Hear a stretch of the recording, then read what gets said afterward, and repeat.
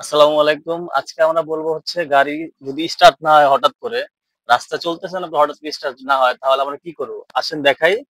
দেখবো যে হচ্ছে আপনি আমার আমার গাড়িতে সবকটা বাতি জ্বলে কিনা। দেখেন আমার এই গাড়িটার কোনো সব বাতি জ্বলতেছে না।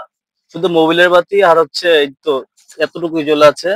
তো আমি এখন মনে হচ্ছে যে আমার ফিউজ কেটে গেছে গাড়ির। ফিউজ কিভাবে চেক করবো আজকে আপনাদের দেখাবো। আসেন। তো এই হচ্ছে আমার ফিউজ বক্স। আমি ফিউজ বক্সটা খুলবো। ফিউজ বক্সটা খোলার পরে আমি দেখবো হচ্ছে এই ক্যাটালগটা।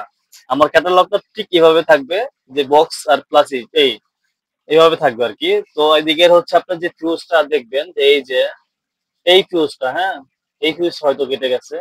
আরেকটা আছে হচ্ছে এই যে ফিউজটা, এগুলা কেটে গেছে কিনা আমি চেক করব। যাই হোক চেক করবো, পরে দেখবো আমরা কি হয়। এই দেখবো এভাবে এই ফিউজটা কেটে গেছে। আমি পরে এই যে তার দিয়ে বাঁধছি, দেখেন একটু এই ফিউজটা দেখছেন।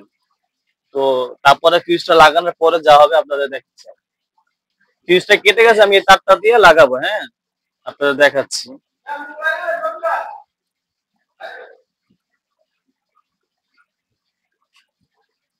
এই যে দেখেন লাগাইছি, এখন এই গাতে ঢুকাবো। হ্যাঁ, চলেন এবার আপনারা দেখো বাতি আসছে কিনা। তো আমি ফিউজটা ঠিক করছি, এখন দেখেন বাতি আসে কিনা। দেখেন মোটামুটি আমার সবগুলো বাতি চলে আসছে, এখন সেলফ মারা মাত্রই স্টার্ট হয়ে যাবে। আমার গাড়িটি স্টার্ট হয়ে গেছে।